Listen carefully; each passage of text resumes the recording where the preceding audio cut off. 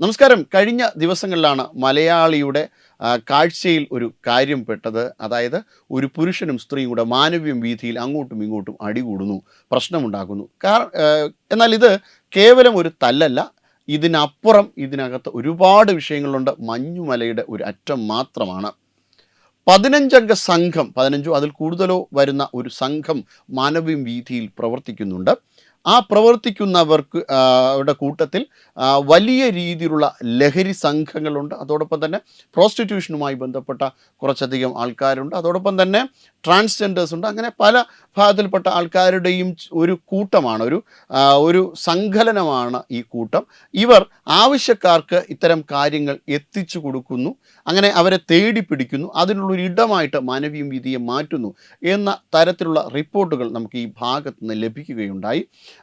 ഏറെക്കുറെ വിശ്വസനീയമായ തരത്തിൽ ഉള്ള ഒരു റിപ്പോർട്ട് തന്നെയായിരുന്നു ആ ഭാഗത്തുനിന്ന് ലഭ്യമായത്. അതായത് ആ പരിസര പ്രദേശങ്ങളിലുള്ള ആൾ തന്നെയാണ് നമ്മളോട് ഇക്കാര്യം തുറന്നു പറയുകയുണ്ടായത്. മാനവീയം വീഥി കുറച്ചധികം നാളുകളായിട്ട്, അല്ലെങ്കിൽ ആരംഭിച്ചതിന് ശേഷം കുറച്ച് ദിവസങ്ങൾക്കകം തന്നെ ലഹരി സംഘങ്ങളുടെ അങ്ങോട്ടും ഇങ്ങോട്ടുമുള്ള സംഘർഷത്തിൻ്റെ വേദിയായിട്ട് ഈ മാനവീയം വീഥി മാറുകയുണ്ടായി. അവിടെ പല രീതിയിൽ കത്തിക്കുത്തും വലിയ രീതിയിലുള്ള പ്രശ്നങ്ങൾ തന്നെ നടന്നു. പോലീസ് നിരന്തരം ഇടപെടുന്ന ഒരു കാര്യമുണ്ടായി. നേരത്തെ 24 മണിക്കൂറും പ്രവർത്തിക്കുന്ന മാനവീയം വീഥിയാണെന്നുണ്ടെങ്കിൽ അവിടെ ഈ രാത്രികാല ജീവിതങ്ങൾക്ക്, അതായത് 12 മണിവരയിലേക്ക് പിന്നീട് അത് മാറ്റി, അതിനു മുന്നേ തന്നെ 10 മണിയിലേക്കൊക്കെ മാറ്റി എന്നുള്ളതാണ് നമുക്കിടെ ഒരു ഓർമ്മ. അതായത് 10 മണിക്ക് മാറ്റി, പിന്നെ 12 മണിയാക്കി. അങ്ങനെ പല രീതിയിലുള്ള റെസ്ട്രിക്ഷൻസും മാനവീയം വീഥിയിൽ കൊണ്ടുവന്നിരുന്നു. അങ്ങനെ വീണ്ടും മാനവീയം വീഥി വളരെ സജീവമായിട്ട് മുന്നോട്ട് പോയിക്കൊണ്ടിരിക്കുകയാണ്. മുന്നോട്ട് പോയിക്കൊണ്ടിരിക്കുന്നതിനിടയിലാണ് ഇത്തരത്തിലുള്ള ഒരു സാമൂഹ്യ വിരുദ്ധ കൂട്ടായ്മ അവിടെ പ്രവർത്തിക്കുന്നതായിട്ട് നമുക്ക് തത്വമയി ന്യൂസിന് അറിവ് ലഭിക്കുന്നത്. ഒരിക്കലും നമുക്ക് അത്തരത്തിലുള്ളൊരു സാമൂഹ്യ വിരുദ്ധരുടെ ഈ കൂട്ടായ്മയെ അംഗീകരിക്കുവാൻ കഴിയില്ല, അവർക്ക് അവസരം നൽകുവാനും കഴിയില്ല. ഇവർക്കെതിരെ കേസെടുക്കണം, ഇതുമായി ബന്ധപ്പെട്ട് അന്വേഷണം നടക്കണം. ഇല്ലെങ്കിൽ നമ്മുടെ യുവജനത വഴിതെറ്റിപ്പോകുന്ന ഒരു അവസ്ഥയിലേക്ക് മാറും. നമുക്ക് ധാരാളം പ്രശ്നങ്ങൾ തിരുവനന്തപുരം നഗരവുമായി ബന്ധപ്പെട്ട് ഉണ്ട്. പലതരത്തിലുള്ള ക്രിമിനൽ സംഘങ്ങൾ ഇപ്പോൾ തിരുവനന്തപുരം നഗരത്തിനകത്ത് ഉണ്ട്. അതോടൊപ്പം തന്നെ കേരളത്തിൻ്റെ പല ഭാഗത്തും ഉണ്ട്.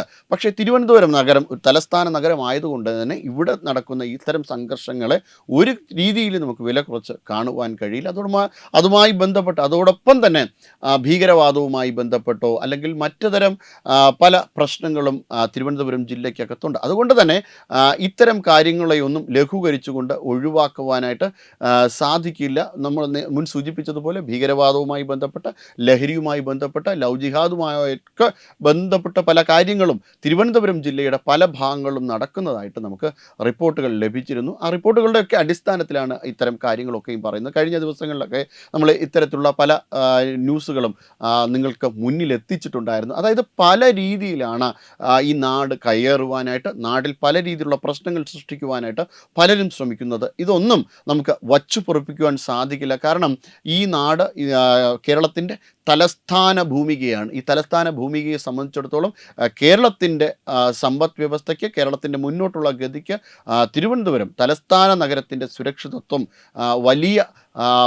അനിവാര്യമായ ഒന്നാണ്, അത്യന്താപേക്ഷിതമായ ഒന്നാണ്. അതുകൊണ്ട് തന്നെ ഇത്തരം കാര്യങ്ങൾ ഒരു രീതിയിലും വച്ച് പൊറുപ്പിക്കുവാൻ സാധിക്കില്ല. കുറച്ചു കാലം മുന്നെയാണ് അവിടെ ലഹരി മരുന്നുമായി ബന്ധപ്പെട്ട് വലിയ കത്തിക്കുത്തുകൾ ഉണ്ടായിരുന്ന, ശരീരത്തിൽ പല ഭാഗങ്ങളിലും മുറിവേറ്റു. അദ്ദേഹത്തോടൊപ്പം, ആ വ്യക്തിയോടൊപ്പം നമ്മൾ സംസാരിക്കുകയുണ്ടായി. അയാൾ ലഹരിയിൽ നിന്ന് ഇപ്പോൾ വിമോചിതനാണ്. അത്തരത്തിൽ ലഹരിയിൽ നിന്ന് മാറി നിൽക്കുന്ന, നല്ല കാര്യങ്ങളെ ആശ്രയിച്ച് നല്ല കാര്യങ്ങൾക്ക് വേണ്ടി പ്രവർത്തിക്കുന്ന ഒരു യുവതയാണ് ആവശ്യം. അത്തരം ഒരു യുവതയെ സൃഷ്ടിച്ചെടുക്കുവാനാണ് അനന്തപുരിയുടെ നിയമപാലകരും ശ്രമിക്കേണ്ടതും ശ്രദ്ധിക്കേണ്ടതും. Web desk Tattvamayi news. Brought you by Kerala AIDS control society. HIV AIDS സംബന്ധമായ സംശയങ്ങൾക്ക് 1097 എന്ന 24 മണിക്കൂറും പ്രവർത്തിക്കുന്ന ടോൾ ഫ്രീ നമ്പറിലേക്ക് വിളിക്കുക. വാട്സാപ്പിലും ഫേസ്ബുക്കിലും ഒക്കെ സ്റ്റാറ്റസ് അപ്ഡേറ്റ് ചെയ്യാറുണ്ടല്ലോ, HIV സ്റ്റാറ്റസോ. HIV പിടിപെടാനുള്ള സാഹചര്യങ്ങളിൽ കൂടി അറിഞ്ഞോ അറിയാതെയോ കടന്നു പോയിട്ടുണ്ടാവാം. എന്ത് തന്നെയായാലും മുൻകൂട്ടി പരിശോധിച്ച് HIV സ്റ്റാറ്റസ് അറിയൂ. സൗജന്യ HIV പരിശോധനയും കൗൺസിലിങ്ങും ആരോഗ്യ കേന്ദ്രങ്ങളിൽ പ്രവർത്തിക്കുന്ന ICTC അഥവാ ജ്യോതിസ് കേന്ദ്രങ്ങളെ സമീപിക്കുക. നിങ്ങളുടെ സ്റ്റാറ്റസ് എന്തായാലും വിവരങ്ങൾ രഹസ്യമായി സൂക്ഷിക്കുന്നതായിരിക്കും.